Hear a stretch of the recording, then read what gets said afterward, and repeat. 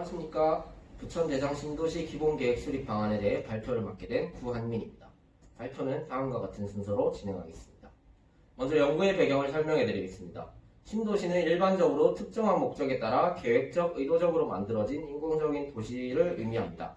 우리나라의 신도시는 대도시의 과밀, 혼잡 문제를 해결하고 낙후 지역의 개발 촉진을 위해 조성되었습니다. 1, 2기 신도시는 수도권 주택시장 안정에 기여한 반면 낮은 자족성이 문제로 지적됩니다. 이러한 전철을 밟지 않기 위해서 3기 신도시는 자족성 확보에 초점을 맞추어 계획되고 있습니다. 본 연구의 목적은 도시 디자인 공모전 최우수 상장인 대장간 사이를 잇따해서 제안하는 기본계획 수립 방안을 통해 대장 신도시의 마스터 플랜 수립에 기여하고자 합니다. 대상지 개요를 설명해 드리겠습니다. 대상지는 경기도 부천시 대장동, 오정동, 원종동 일원에 조성될 예정입니다. 면적은 343만 제곱미터이고 계획 인구는 4만 7천 명으로 인구 밀도는 헥타르당 137인으로 계획되어 있습니다. 두 차례에 걸친 현장 답사 끝에 아래와 같은 결과를 도출할 수 있었습니다. 거주 인구는 없었으며 논밭이 대부분이어서 광활하였습니다. 10m 이하의 낮은 표고와 평지와 같은 낮은 경사도를 보이고 있는 대상지였습니다. 그 다음 관련 계획을 살펴보았습니다. 2022년까지는 수도권 주택수급 안정적으로 전망되지만 주택공급 기반 마련이 필요하고 서울에 과도하게 집중된 업무 기능을 분산할 필요가 있으며 복합 기능의 도시 설계가 필요합니다. 마지막으로 수도권의 글로벌 경쟁력을 제고하고자 하기 때문에 서울과 연접해 있으며 지속적으로 개발 압력이 증가하는 이 부천 대장지구가 최적의 신도시 입지라는 결론을 도출하였습니다. 그리고 하단에 보이시는 3개의 상위 계획을 분석해서 자족, 첨단, 생태, 친수라는 4가지의 키워드를 도출하였습니다. 그 다음으로 이 대상지의 스워트 분석을 통해 강점, 약점, 기회, 위험 요인을 파악하고 이를 통해서 이 기본 계획을 위한 4가지 전략을 도출하였습니다. 그 다음 3기 신도시 개발 방향, 국토교통부에서 제시한 3기 신도시 개발 방향을 분석해서 대장 신도시만의 개발 방향을 수립하였습니다. 서울 도심 접근성을 확보해야 되고 충분한 일자리를 확보해야 됩니다. 또한 100만 제곱미터에 이르는 특화공원을 설치하도록 계획하였습니다. 이를 통해 4가지의 설계 컨셉을 도출하였는데요. 사람과 자연을 잇는 친수형 환경 생태도시, 사람과 산업을 잇는 자족형 첨단 산업도시, 사람과 에너지를 잇는 스마트 열 그리드 선도도시, 사람과 집을 잇는 인간 존중 주거 만족 도시, 이를 통해서 최종적으로 대장간 사이를 잇다라는 설계 컨셉을 도출하였습니다. 이를 통해 구성한 마스터 플랜은 다음과 같습니다. 이 마스터 플랜의 특징을 간략히 설명해 드리겠습니다. 자연을 닮은 그린 블루 네트워크를 조성해서 쾌적한 정주 환경을 제공하고 편익시설의 접근성을 제고하였습니다. 그리고 아동과 청소년의 안전한 통학 환경을 마련했고 소음과 공해로부터 쾌적한 환경을 조성하고자 하였습니다.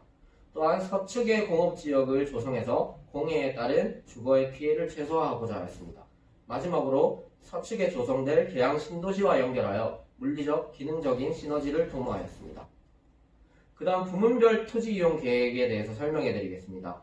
이 주거시설은 인간 존중 주거 만족 도시라는 이 슬로건 하에 지역 토착적 명칭을 부여하고 입주 형태의 다양성, 주거 형태의 다양성을 고려하고 공동체 친화성, 보행자 친화성, 시설 접근의 편리성을 고려하여 주거시설을 배치하였습니다. 이 주거시설은 이러한 스카이라인의 계획대로 자연과 조화로운 스카이라인이 형성될 것으로 기대됩니다. 그리고 산업시설, 가로망 동선, 하천 녹지에 대한 부문별 계획도 모두 수립해 보았습니다.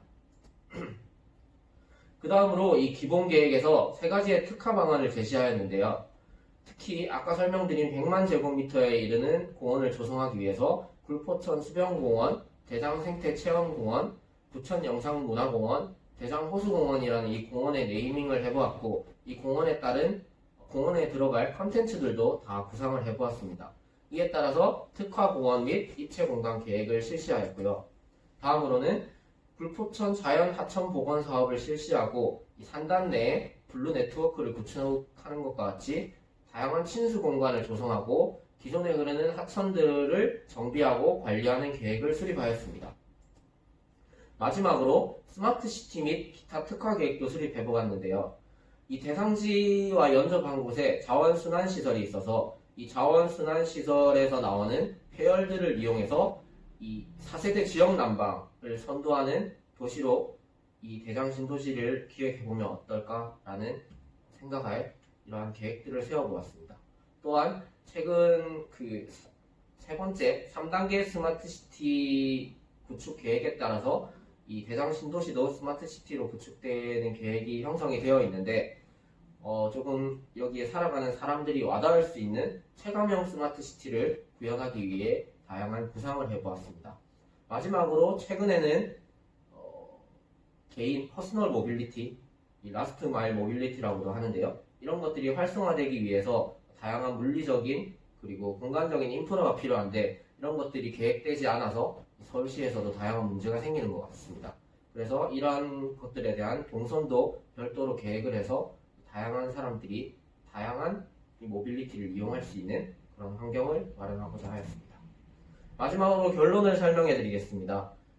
대장신도시 기본계획, 대장간에서 제안하는 대장신도시 기본계획에 따른 기대 효과는 다음과 같습니다.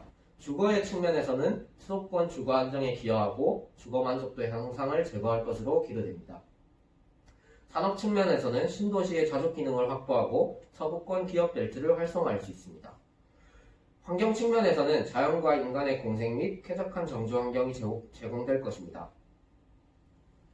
스마트시티의 측면에서는 도시 자원의 효율적 이용 및 4세대 난방을 선도할 것입니다. 마지막으로 커뮤니티 측면에서 지역사회의 공동체를 회복하고 사회통합에 기여할 것으로 기대가 됩니다. 참고 문헌은 다음과 같습니다. 네, 이상으로 발표를 마치겠습니다. 감사합니다.